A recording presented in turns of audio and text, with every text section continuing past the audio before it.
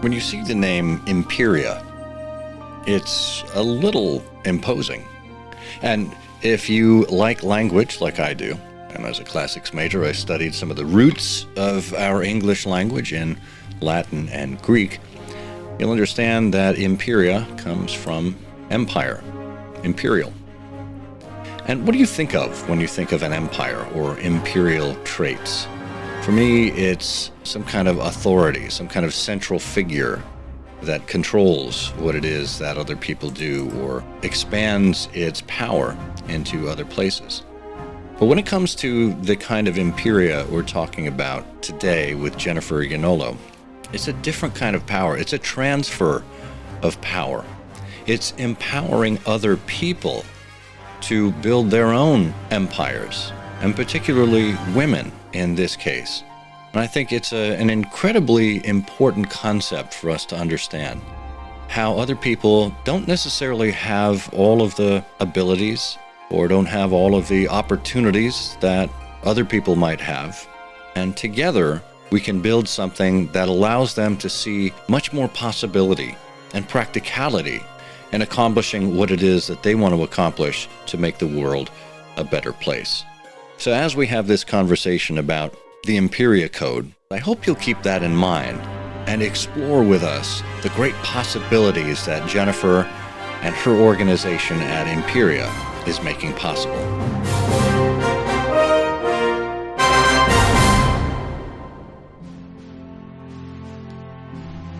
Have you ever admired a leader and wondered just what it is that makes her who she is?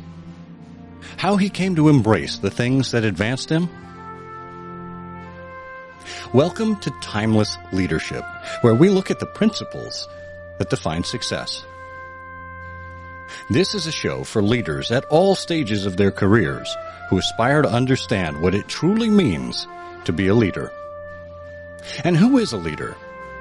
Dolly Parton said, "If your actions inspire others to dream more, learn more, do more, and become more, you are a leader." Together, we'll explore key principles, not only in the sense of fundamentals, but also in the ethical sense, the habits, character traits, and virtues that form the backbone of leadership. Principles that are just as relevant and essential in the 21st century as they were in the first century. This is Timeless Leadership.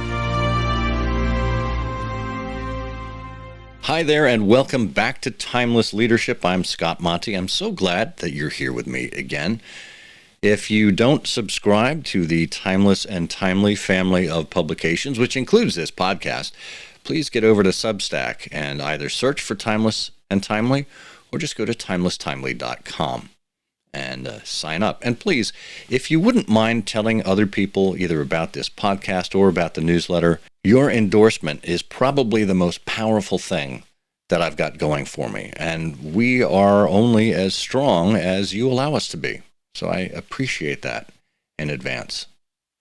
Let's get to our interview.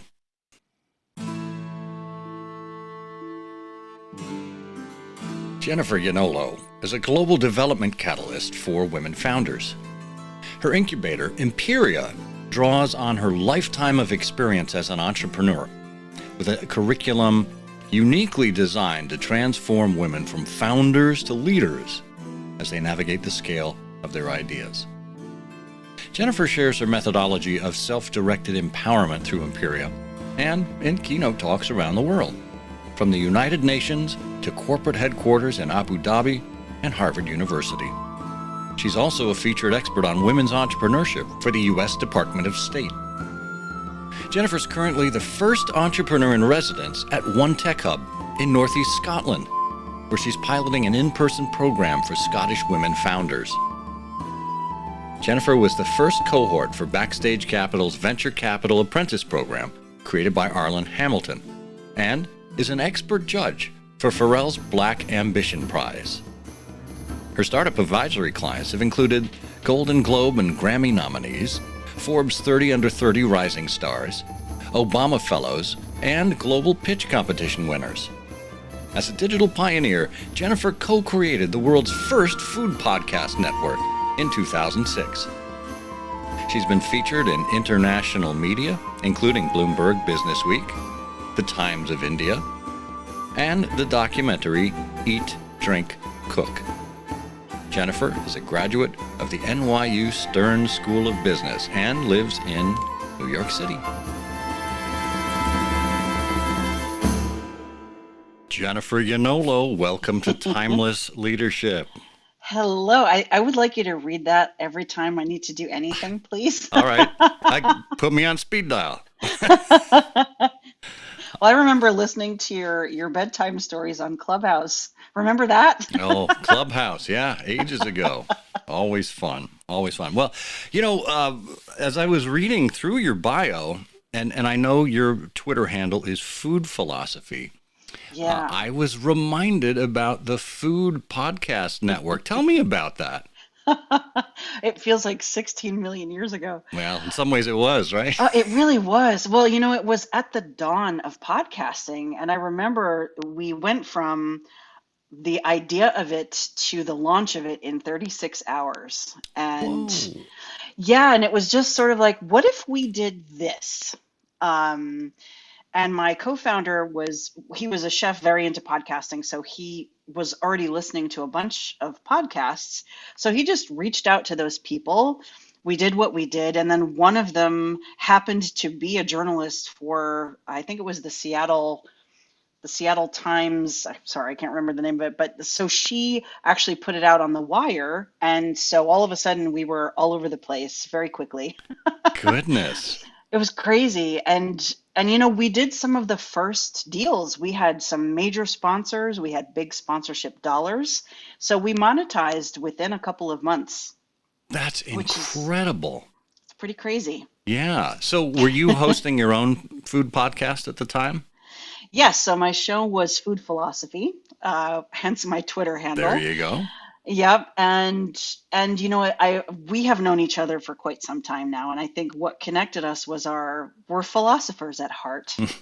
And so back then I was philosophizing about the sensuality of food and the history of gastronomy and why we do what we do and gather at a table. So when I look at what I'm doing now, there definitely is a dotted line to the thematic undertone of everything.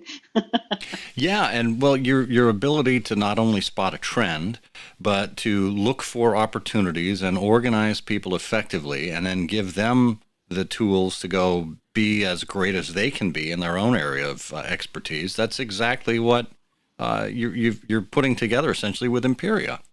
It's my oxygen. It really is. It's what gets me out of bed for real.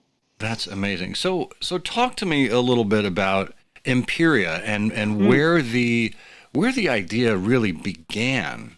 Where you thought, yeah. I see opportunities not just here in the United States, because so many U.S. entrepreneurs are so U.S. centric. Yours hmm is really a global entity. So talk to me a little bit about that.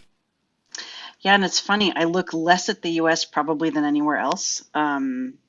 Because of that. So at the time, I had just completed my work as a food journalist because I ended up developing a whole bunch of food allergies. What? And How's that for yeah, karma? Yeah. oh, well, too many time zones, too many airplanes, not enough rest, go, go, go. I burned out. And the way it manifested for me was with all of these food intolerances. So overnight, that was it. I had to quickly switch what I was doing. So while I was feeling sorry for myself, Netflix was fairly new to the mainstream. So I was binge watching stuff Hmm. and I was looking for something. I was looking for what was next. And I kept finding these documentaries on things that were happening with little girls and women around the world. Everything from girls not being educated because their brothers were being sent to school instead. So if the family had to choose, the girl would not get the education, the boy would. Um, to documentaries like Half the Sky. So I was just seeing this problem in the world where little girls were getting left behind. And so I thought, there's something down this road for me. I don't know what yet. And as I started examining the scope of it all, I realized I did not want to be working on things like human trafficking, like that was too heavy for me. But I thought, what are some root things that I could work on? And during that time is when I started telling my own story, and it's sort of with a theme of resilience and how you could turn things around and look through a different lens and create something new. And I ended up working with the State Department, going to speak in different countries. And I kept seeing with each country that I would go to, there were these similar themes, and it didn't really matter what economic strata a woman came from or what her education was or what her experience was. There were themes that we are delivered as we grow up being a woman on planet Earth. And they manifest in different ways, but there's always something around permission and self-esteem and confidence. So I just started looking at what can I do about this? And that's where Imperia was born, because it's the first time as an entrepreneur I've actually taken my time to find out what the real problem is versus what I wanted to do. And I wanted the women of the world to tell me what they needed instead. And it's taken 10 years. Wow. Wow. Well, Yeah. I mean, look, anything worth doing is worth doing well. And, like you say, it's a matter of truly trying to find out what the root, not the root cause, but what the root needs are. And, I mean, to me, it's absolutely fascinating that in your travels and in your research, what you uncovered was another truth of the universality of human nature. Exactly. Did that surprise you at all? It did, because I walked in with a context of, well, this is going to vary from country to country. And I often get asked that question. Well, how do you have something that's global if, you have a woman from Switzerland and a woman from Nepal? But here's the magic of this. So in the beginning, as I said, we were holding conversations, and I had a think tank conversation on Zoom with college-aged women from, I think, 5 different countries.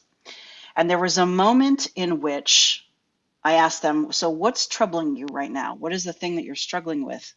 And this young woman from Mexico said, well, I'd really like to pursue a career in politics, but my family is really against this, particularly my father.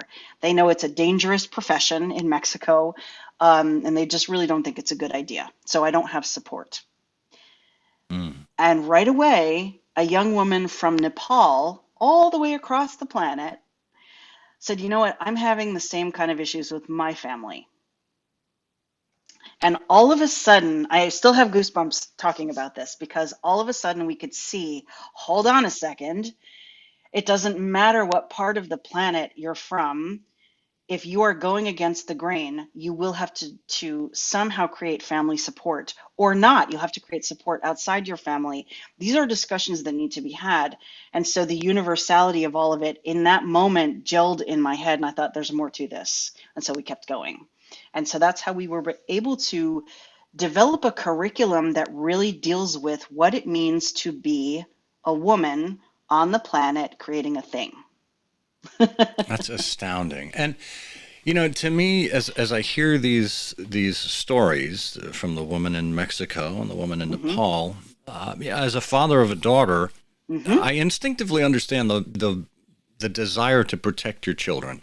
Yeah. And I would want to protect my sons as much, but there's a certain level of extra care, I think, that fathers give around daughters. It's just the reality of the way it is, I think. But the other thing that I know to be true with my own daughter, at least, is I want to empower her to be able to be a person of full standing and of capabilities when she goes out into the world. I don't want to be her protector forever, right? So I feel like in some ways I'm doing her a favor by not as being protective, even though I may feel like I'm doing myself a disservice as a parent. So that being said, and I got to imagine there's a lot of fathers around the world that feel the same way. And I'm sure there's other fathers that simply want to keep their daughters down too. So my question to you is this, Jennifer: how do you separate, quote unquote, the patriarchy from simply empowering women for the people they can become? Oh, that's such a great question, and I'm so excited to answer it. So here's one thing that I will say that it may at first sound discouraging to you, but bear with me. So so the thing is, pretty much no matter what you do, you can raise her to the highest standards and feel super great about that, and that's lovely. The moment she goes out into the world, she's going to get a very different set of cues and communications. Okay. Simply because that's how the world has been created, right? So the world that exists right now is not terribly female forward, if you or woman forward. Yeah. And so she's going to have to deal with it no matter what. However, this is the crux of what we do too, is that it's not so much about you empowering her, it's about you teaching her to empower herself so Mm. that when she encounters that messaging, she knows what to do with it, Yeah. Yeah. right? Because most of the time, and look, it just happened in the question you asked, we have this context called we need to empower women, we need to empower little girls. And so we offer it as this sort of thing that we're going to gift to these young women, and they're going to wear it like a cape and be all set. And the reality is, we can't give it to them because if we can also take it away from them. Mm. That's So, fascinating. so instead, what if we help them build the set of tools within themselves so that they are the source? They become like their own solar panel, if you will, where they recharge themselves and go out into the world and say, okay, bring me what you've got because I know how to deal with it. Yes. Yeah, Yes. Or, that is my answer. as the Incredibles would say, no cape, darling. Exactly. No capes. No capes. Unless you're having a fashion moment, which is a totally Well, different thing. or the other metaphor I like to use is which is build a man of fire, keep Yeah. him warm for a night. Set a man on fire, keep him warm for life. Yeah. So I want to hear about. I mean, you talked a little bit about some of the research there. Talk to me a little bit about your research partners. Like, who else is involved in this kind of thing? Because I have to imagine that when you've got a vision as big as this, preparing to bring it into the world to give it birth. And I remember when you finally unveiled it a couple of years ago. Yeah. More than a couple of years ago now. Wow. The things the pandemic will do to your brain. It's all blurry. I know. Back when we used to travel and I would see you in New Yes. York, talk to me a little bit about the collective and all of the things you had to consider as you were beginning to prepare to bring this into the world. Well, I'll tell you. So our first round of research was really, I had some wonderful college students helping me, and we actually did research with the cohorts that we had. The first one that I announced was at the United Nations. I think that's what you're talking about. And so we kind of did ground research, and now we're actually talking to several universities, I can't say which ones yet, to look at how we could build a more comprehensive study of this, because there is some research that's being talked about now in terms of women in leadership and sort of gender differences in leadership styles. But I think what we're talking about, we need to go a step further than that. It's not so much about a gender lens. I think it's about what does leadership look like when it's not assigned masculine and feminine, but what is effective leadership when you're dealing with humans?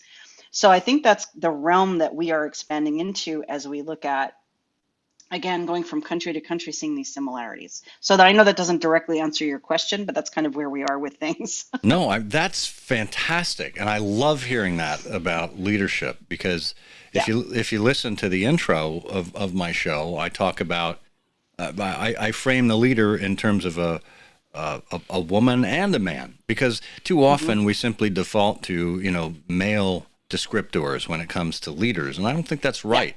I think anybody can be a leader. My daughter's going to be a leader someday. I can feel it. Definitely. She'll be in a future cohort. I saw her lemonade stand. Yeah, there you go. I will definitely direct her to you because she needs a little. She's very raw right now, and she's much more of a boss than a leader around the house.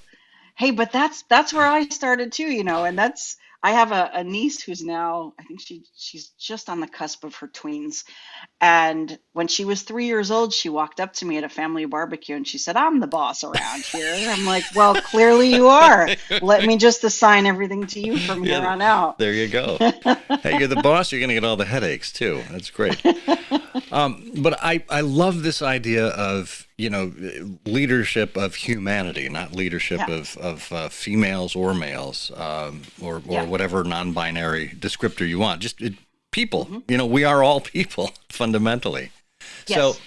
So you've created some cohorts here, and as I look across the representation, I mean it's amazing. Tunisia, Algeria, Afghanistan, Nigeria, the Yeah. UK, Pakistan, Australia.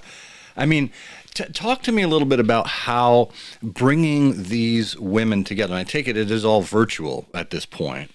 Well, our first cohort was global, and Okay. then the second one was in the UK. So that one was in person. So now Oh, we're designing a hybrid. Yeah. So oh, we okay. had to we couldn't do anything in person because of the pandemic. Right. But I mean, when you think about it, that was actually the perfect time to launch because you It can was. test everything digitally and really bring together all these disparate people and see what their needs are. Mm-hmm. Yeah. So what did you learn from that as you begin to do these in person, these hybrid Mm. cohorts? Well, we learned something really critical because we know that it needs to be hybrid because digitally we can reach everyone in the world, but there is magic in person. Mm, There is a magic that takes place building a community like this where, the women that we're dealing with are probably the only ones in their community or the first ones maybe in their village, or they're saying something contrary to an entire industry. So mm, they are alone. It's lonely. And so one of the core premises for what we've created is it's kind of like sitting around the table and having a cuppa.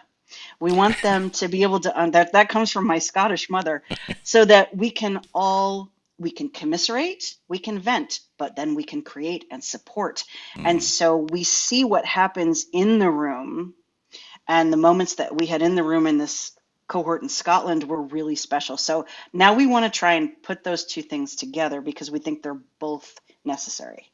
Yeah, yeah. Wow. I can't wait to see what happens with all of this. I mean, this is just going to be fascinating. So, uh, I want to hear a little bit about some of the success stories that you've Mm, seen so far, and I know you've got people from all over the world, from India and Afghanistan, yeah. Nigeria, Germany. Let's hear a little bit about some of the case studies or the Mhm. developments from each of these groups. Well, my absolute dearest to my heart story is about the women who are from Afghanistan in our first cohort. I was on WhatsApp texting with two of them as Kabul was falling, and thinking to myself, they had been working on women's education rights in Afghanistan for years, and now here suddenly their country was falling down, and you know. Knowing that they were beginning to hear the gunshots as the city was under siege, it was just I'll never forget it as long as I live. And in the days following, I ended up on these sort of back channel discussions with journalists from around the world trying to get flight manifests and all these things. While all of this was happening, these women were working underground to support the protests, and they kept going. And I think to be under that kind of duress and still stay committed to your vision and your goals and take that kind of risk, I mean, at any moment they could have been discovered. Mm. And so now they and their families are out, they're safe, they're pursuing their women's education goals. And so I like that one is my literal IV drip when I need to like keep going to do this, when I wonder, is it worth the bother sometimes, Yeah. I mean, and holy cow. I mean, yeah. you think about people here, they're like, well, I'm trying to get funding for a startup for my Yeah. my App Store game. Yeah. Really? Yeah. Is it really I've a had a really struggle? hard week. Right. I couldn't get Wi-Fi for 2 hours. What? Yeah. And these women, I Hmm. mean, it's like out of a novel or a movie of Yeah. war stories, and it Hmm. literally is a war story. That these are Yeah. people who are fighting for their lives and fighting for things, not just that they believe in, but things that are essential to Hmm. their fellow citizens. Yeah. I mean, when it was happening, we had to take down any record of them anywhere on Imperia. I had to take the photo of the cohort down. I didn't want any harm to come to Oh them. yeah, And that's something we have to think about for every woman who applies. So we are, talking to really high level security people to figure out how do we make sure everybody stays safe. yeah, So these are considerations that most startups don't really have to deal with. yeah. So it's kind of intense Well, sometimes. speaking of strong women who go against the grain and who are standing Mm. up for what they believe in and potential harm that can come to them, I would imagine that someone like Malala has been, kind of an icon for you as you think about this stuff. Oh, of course. Yeah. Is she involved in this in any way? You're getting her Not to keynote yet. for you, or? Not yet, but Hmm. she's on the list. Actually, one of the women in our first cohort created things with the women who were with Malala that day and created some fundraising around what they were doing. And so we have peripheral involvement with her, which is lovely.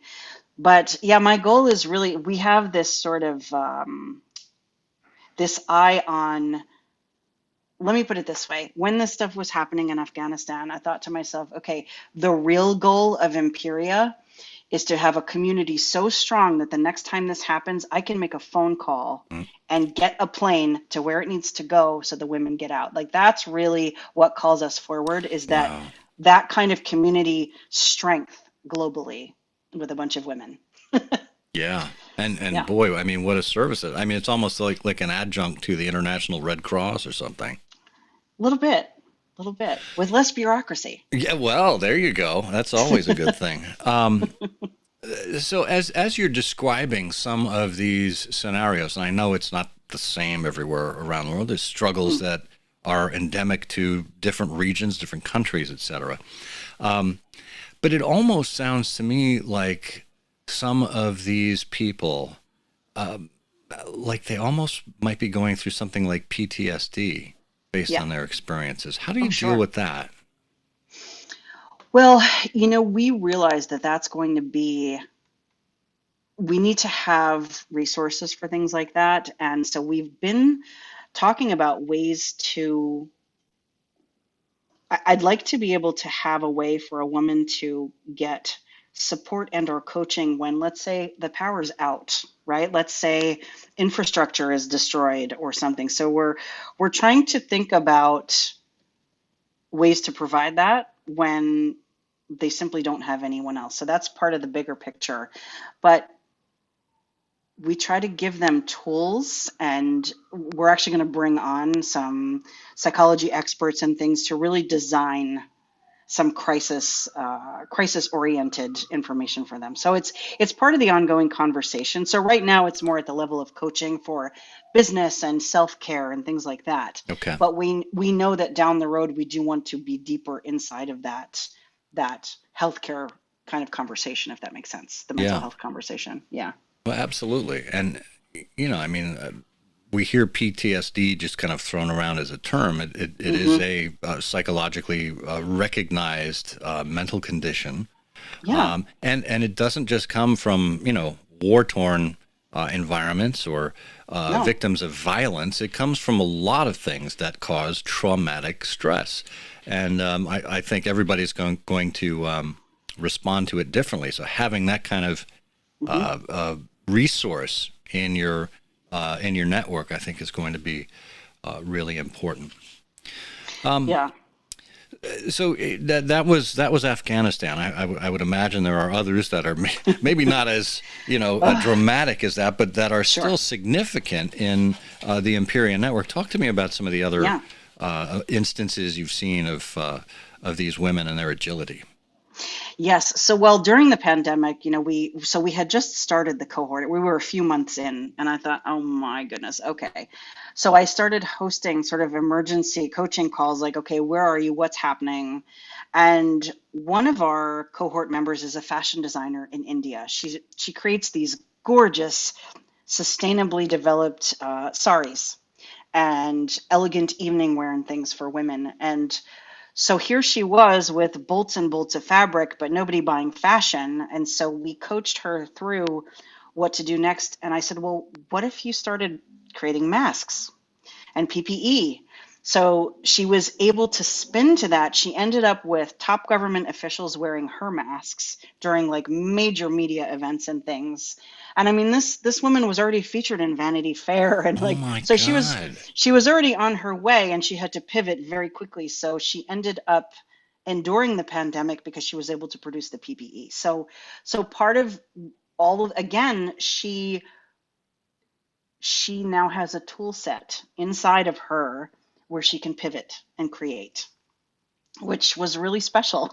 Yeah. so so it's those things, it's those pivots, the resilience. I mean, in Nigeria, there was another woman who, especially during the pandemic, was working on making sure that people with disabilities still had access to education, still had access to infrastructure and things that they needed. And she was able to become then an Obama fellow. And so she's now in Washington. I think she's still in Washington, D.C., doing her fellowship. So, this ability for them to see beyond the circumstances right in front of them, because when you're in a developing economy in particular, and then adding a pandemic to that, you're just literally moving from crisis to crisis, moment to moment. And of course, and then even if you're in the US, you're dealing with that. And I think that everyone around the globe is dealing with some form of PTSD right now, Mhm. that we're not really talking about. I mean, we've lived an extraordinarily strange life now for almost 3 years. We are worn out. I don't know about you, but I am worn out. Yeah. And I'm pretty resilient. So I think that them having these tools, they've been able to turn what's happening into something that's next for them.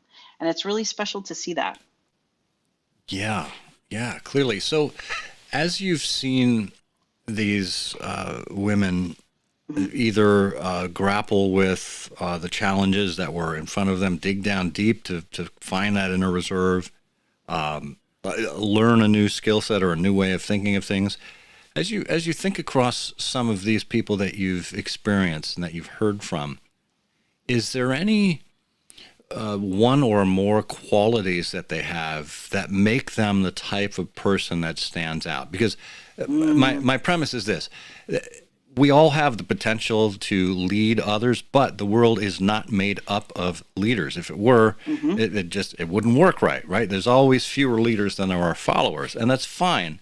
But what is it about these individuals that makes them stand out and stand up? That is the very question I asked myself as I was lying on the couch feeling sorry for myself. Um, I thought to myself, what if I could create something where I could be a flame spotter and find those people, find those women in particular who said, not today, I'm doing this anyway. And it's a fire. It is an unnameable quality. I call it fire because I don't know what else to call it.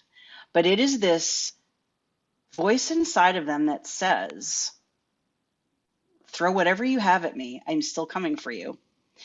And it's my shorthand for it is the Imperia Code. There's some kind of coding in there. Hint, hint might be the title of the book, but Aha. um, but there is a special alchemy. And Yeah. it's so funny because I started looking at this because I have some very close friends who have overcome unimaginable circumstances to have the success that they do.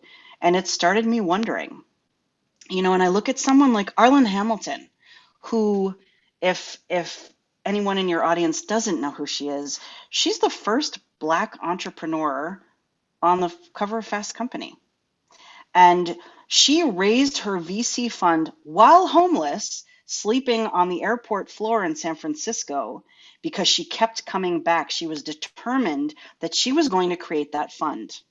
And now Mark Cuban is one of her business partners. So, you know, she's got that magic, and it's that magic called I'm doing this anyway. Wow. Wow. So as you find yourself in the same room or in the same Zoom room with some of these women, um, I gotta imagine you look at them and you look at their accomplishments and what they still have yet to do and what they're setting out to do. Do you ever you kind of look back at yourself and go, what the heck am I doing? I mean, what did I do with my life? I mean, do you feel inferior next to them, or do they inspire you, or something else? They inspire me. I mean, look, I was an 8-year-old who wanted to be Alexis Carrington. Okay, I wanted my own oil company and an office in a skyscraper. And I have an office in a skyscraper. I don't have an oil company, but that's There's probably a good thing. there's time. There's time, yes. I don't want an oil and Well, gas there you company. go. There you go. But no, I think what I wanted to be inspired, but I also wanted to be called forward because the thing about my brain that is its blessing and its curse is I like problems that seem like they can't be solved, right? Mm, So if you had come to me 10 years ago and said, "Hey, we would like to create an app that does a thing," I'm not interested. mhm. But if you had come to me to say, "We want to create something that is not an app that solves all the problems in the world," how would you like to take that on? So I like taking on things that seem impossible because it makes my brain work really, really hard. Mm. So when I see these women, all I want to do, yes, they inspire me, and I just want to give them tools. I want to give them everything that they need to conquer the planet with whatever they're doing. So I know that doesn't directly answer the question, but I don't feel inferior because then why would I create something like this? And I say that not out of any kind of arrogance, but as a calling, Yeah. right? I want to create something wonderful that inspires and empowers and provides a path, Yeah. if that makes sense. It makes complete sense. You know, if I were in your shoes, I'd want to do the same thing. I mean, this is it's classic B2B where Mm, you are Intel inside, right? You are yeah. not the feature that everybody shows up for. You are simply an enabling technology. Yeah, exactly. That's exactly it. And I think that if we could unleash this toolkit on every woman founder on the planet, which is Yeah. the plan, um, that they really could conquer things. And the thing about it is we've looked at what we wanted to be, and we realized that we don't need to be, let's say, an accelerator, because what we actually do is provide what the accelerators are not doing. So we're actually a complement to Mm. that. And it enabled us to see what scale is for us, because it really is with relationships with accelerators around the planet, which we're working on. So it's wonderful because there's a way of thinking that we have inside Imperia that is non-competitive. We don't indulge that conversation Hmm. because there is a story in the world called women compete with each other unhealthily. And so we like the both and conversation, Yeah. right? You create this and I create that, and what happens when we put them together? And I think it's a much healthier way to build forward for all of humanity, quite frankly. Right. Right. Yeah. Yeah. You love chocolate. I love peanut butter. They're both delicious. Right. Exactly. You're the Reese's peanut butter cup of. And totally. So, I talk about that a lot, actually. well, as a food philosopher, I would hope that you would. You see, this all comes back to food, It Jennifer. does. It does. Um, so you've got the Imperia incubator, a global Hmm. innovation incubator. Hmm. How does that work exactly? Can anybody join an incubator or start an incubator with you? How would you welcome inquiries Yeah. regarding that? So what we do is we're still looking at the cadence of how we'll do this. It depends on what we're doing forward in Europe, but we go by cohort. So when there is a cohort about to open, we will announce applications. And yes, any woman who's founding something around the planet can apply. The parameters for that, like the qualifications for that, may evolve as we look at cohort 3, but we're still in the thick of that right now. But we welcome women who are up to things. I mean, for right now, we basically send people to sign up for our newsletter to stay informed while we do that. But we go by cohort, and as we build partnerships with other institutions and accelerators and things, they may have their own cohorts. So we're going one at a time. Well, you got to do what you can do right It's a now, big right? planet. We have to go one at a time until we I get to know. 195.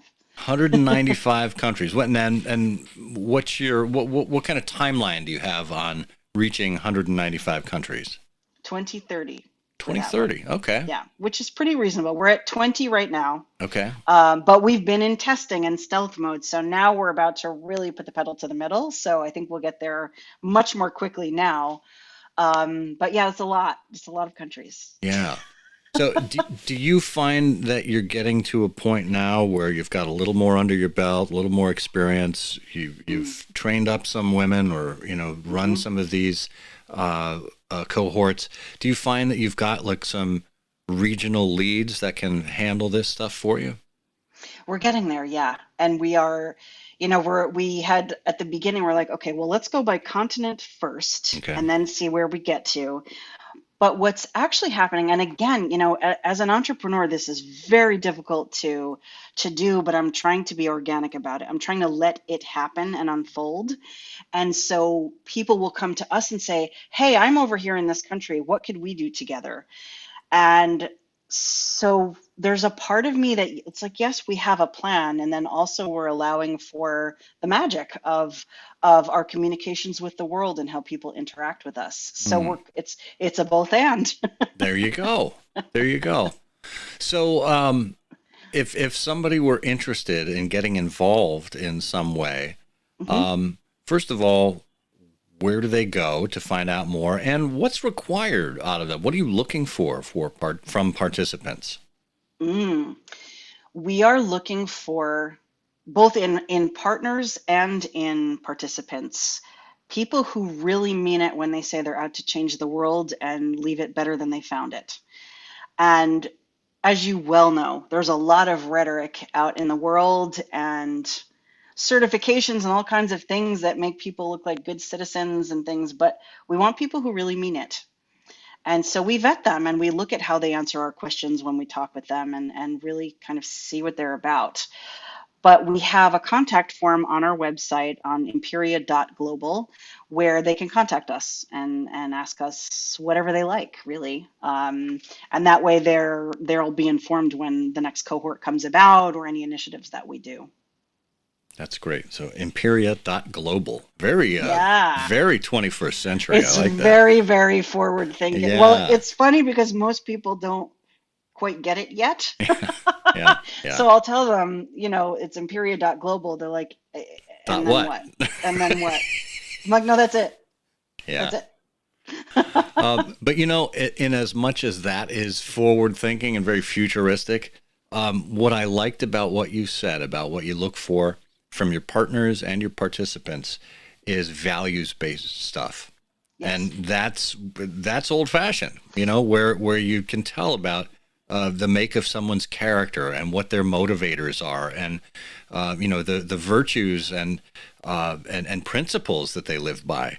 That's so important these days because it's really easy to get tempted and turned in a different direction by all sorts of competing forces out there. Oh, yeah. And look, I'm sitting at my desk and I'm looking over to, we've built this framework that we take our participants through. And the first two pieces we work on are their internal conversation as a child. Hmm. Again, it's the be the boss thing, right? Your daughter will be a boss. Don't know what kind yet, but she already knows who she is. So let's not stifle that. Let's keep that intact, right? So that's the first piece because most of the world tries to shut that down as we grow. And then the second piece we look at for them are their core values, because when you're building a company, you want it to be aligned with your values. Otherwise, you're fighting a losing game, right? So I'm looking right at mine. My three core values are a global mindset, integrity, and accountability. I So I love know it. that every day, all the time, that is my three sort of guiding stars. And I can't believe you took the time to speak with us with those kinds of values. My goodness. But you're my favorite fellow philosopher. How could I Oh, that's not? very kind of you. Well, I really hope people go to imperia.global and root around your site there and sign up for the Imperia newsletter there. I really anticipate a lot happening over the next year. We're out of lockdown Oh, now, and hope I know you've so. been traveling around. What's your latest Yeah. travel been? Oh my goodness. So this year I started in Scotland. I Mm. went over for a keynote talk. Then I went to Paris. I went to, where else did I go? I went on vacation for the first time in years to the Dominican Republic.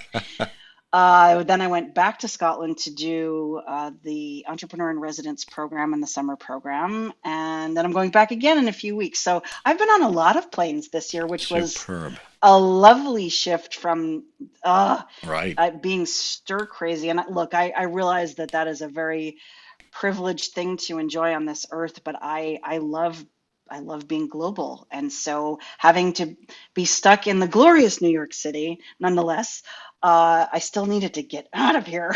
I hear you. I hear you. Well, final question. I Yes, know your last name is Italian, but you've also got yes. Scottish heritage, which you just talked about. And Hmm. I don't know if you picked up on it, but the music that I undercut when I was reading your bio, Yeah, what was it that? is called "Yonder Hill and Dale" by Aaron Kenny. Ah, You can find it on the YouTube Studio channel there if you want to source your own music. It's pod safe music. Um, but Pod as Safe. I remember Pod Safe. Sorry. Yeah, right. Back from the old days. So Back. when Yeah. you travel to Scotland, this is my final question. When you travel to Mhm. Scotland, what's your favorite food to have there? Well, I'll tell you something. The the beef of Mm. Aberdeenshire, I should say, is the most buttery, gorgeous Oh, meat that I potentially have ever had. oh God. And and the thing about it is, first of all, in Scotland, the food is literally half the cost I pay here in New York City. And it's so fresh because it comes from pretty close by. Hmm. And so, for I'm not kidding, for like 7 pounds, which right now is, I don't know, $8 or so, Ish, yeah. yeah, you can go to the supermarket and buy a ribeye that is better than pretty much any restaurant when you're going to have in the US, unless it's literally sourced from like a local farm. The food there is so fantastic. I can't wait to get back because the it's just the most gorgeous flavor, and everything is filled with flavor. Like I'm talking even the cabbage and the cauliflower and the everything. It's just got so much flavor. So my answer to you is all of it. Oh, take me with you, please. Yes, yes, absolutely. You must come visit. Oh, well, what a delightful way to end an absolutely delightful talk. Jennifer Iannolo from Imperia. You can find her at imperia.global, on Twitter at Food Philosophy. Anywhere else we should direct people? I'm starting to put more stuff out on LinkedIn these LinkedIn. days, so it's just my normal name. Spelling will be in the notes. Yep, I'll have links to all of these in the show notes. But yeah, we'll make sure people get in touch with you and that we hear more great stories about Imperia in the future. Oh, thank you so much for having me, my friend. It's always such a pleasure to talk with you. There is so much potential in each of us. And when we understand the universal human truths that link us all together, it makes it possible to unlock the Imperia Code in each one of us.